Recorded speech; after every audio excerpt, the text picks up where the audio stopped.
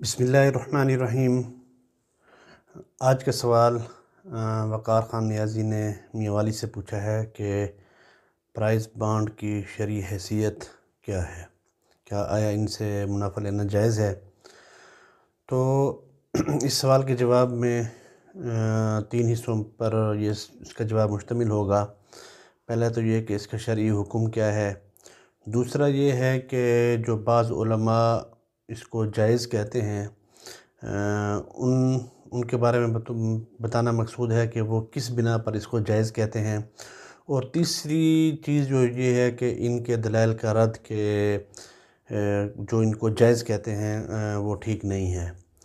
तो सबसे पहले तो ये है कि प्राइज़ बॉन्ड जो पाकिस्तान में राइज हैं, दरअसल बॉन्ड जो है ना ख़रीदने वाले के नाम पर एक मुअय्यन शरह से सूद लगाया जाता रहता है, लेकिन फिर बजाय इसके कि हर ख़रीदार की रकम पर अलहदा सूद दिया जाए, तमाम अफराद के सूद की मजमूई रकम को बज़रिए कुरानदाज़ी सिर्फ़ उन लोगों पर तकसीम किया जाता है जिनका नाम कुरानदाज़ी में निकलता है। ये इनामी रकम जो दर हकीकत एक सूद ही की शक्ल है, ये फिर हलाल नहीं है, इसलिए कि ये तो ऐसा हुआ कि सूद को कुमार यानी कि जुआ के ज़रिए तकसीम किया जा रहा है, और सूद और जुआ की हुर्मत जो है ना वो नस क़तई से साबित है। इसलिए इससे साबित हुआ कि प्राइज़ बॉन्ड के ज़रिए हासिल होने वाली रकम में सूद और जुआ दोनों हैसियतें मौजूद हैं। इसलिए प्राइज़ बॉन्ड की ख़रीद व फ़रोख्त जो है ना वो नाजायज़ और हराम है। हकीकतन जो रकम ख़रीदार ने प्राइज़ बॉन्ड की ख़रीदारी की सूरत में दी है, इस रकम की हैसियत जो है ना वो एक कर्ज़ की है, और कर्ज़ देकर इस पर इजाफ़ा लेना जो ना वो सूद कहलाता है।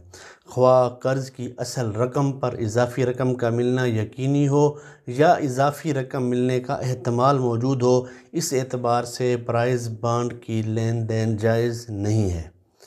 दूसरी हैसियत यह है कि बहुत से लोग मखसूस रकम देकर प्राइज़ बॉन्ड की दस्तावेज़ हासिल करते हैं। हर शख्स की नीयत यही होती है कि कुरानदाज़ी के ज़रिए मेरा नाम निकले और इनामी रकम जो है ना मैं उससे हासिल कर सकूं। अब चंद अफराद का किसी मालियाती स्कीम में इस तौर पर रकम लगाना कि किसी एक को चंद मखसूस अफराद की इजाफ़ी रकम मिले और बकिया जो अफराद हैं वो इजाफ़ी रकम से महरूम रहें, ये जुए की एक सूरत ही है जो जुआ ही कहलाती है। इस हैसियत से भी प्राइज़ बॉन्ड का जो लेन देन है वो नाजायज़ रहेगा। लिहाजा प्राइज़ बॉन्ड से हासिल होने वाली इनामी रकम सूद और जुए पर मुश्तमिल होने की बुनियाद की बिना पर जो है ना वो हराम है।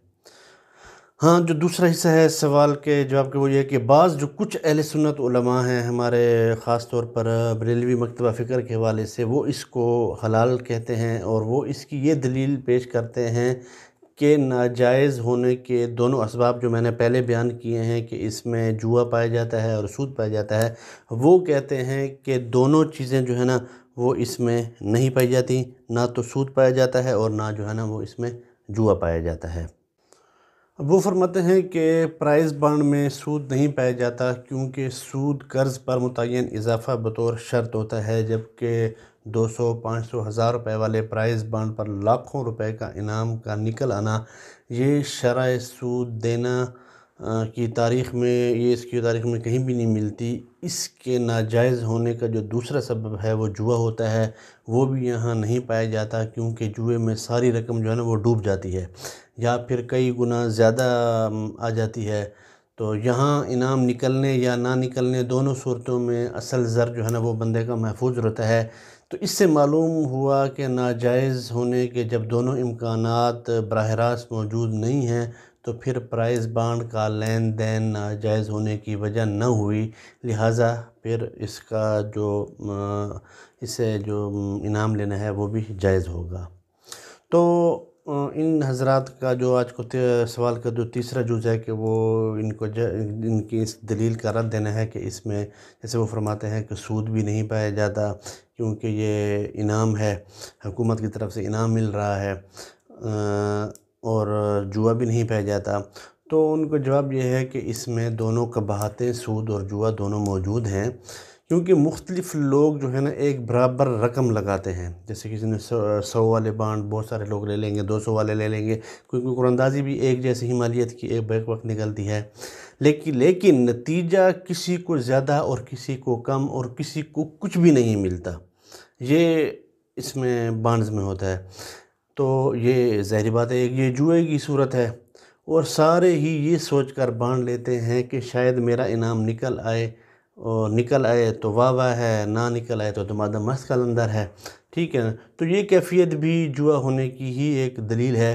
پھر رقم ادھار دے کر نقصان میں شرکت کے بغیر نفع حاصل کرنے کی کوشش کی جاتی ہے، اور یہ جو ہے نا ایک غیر طے شدہ سود ہے۔ تو دور جاہلیت میں جوئے کی جو ہے نا متعدد صورتیں تھیں، جن میں سے ایک یہ تھی کہ کعبہ میں رکھے ہوئے چند مخصوص تیروں کے ذریعے مشترکہ مال تقسیم کیا جاتا تھا۔ اس طرح کے قرآن اندازی کے ذریعے جو تیر جس کے نام کا نکل آیا، وہ اس پر جتنا حصہ لکھا ہوتا وہ اسے مل جاتا، اور بعض خالی تیر نکلنے کی صورت میں وہ شخص بالکل محروم رہتا۔ ایسا کرنے سے کچھ لوگ حصہ پاتے اور کچھ لوگ جو ہے نا وہ خالی ہاتھ ملتے رہ جاتے تھے۔ تو اس وضاحت سے یہ بات معلوم ہوئی کہ قرآن مجید کی نظر میں اس قسم کے تمام کام حرام ہیں، جن میں تقسیم کا دار و مدار کسی ایسے امر پر رکھا جائے جس کے ذریعے دوسروں کا مال کسی ایک شخص یا چند اشخاص کی جیبوں میں چلا جائے۔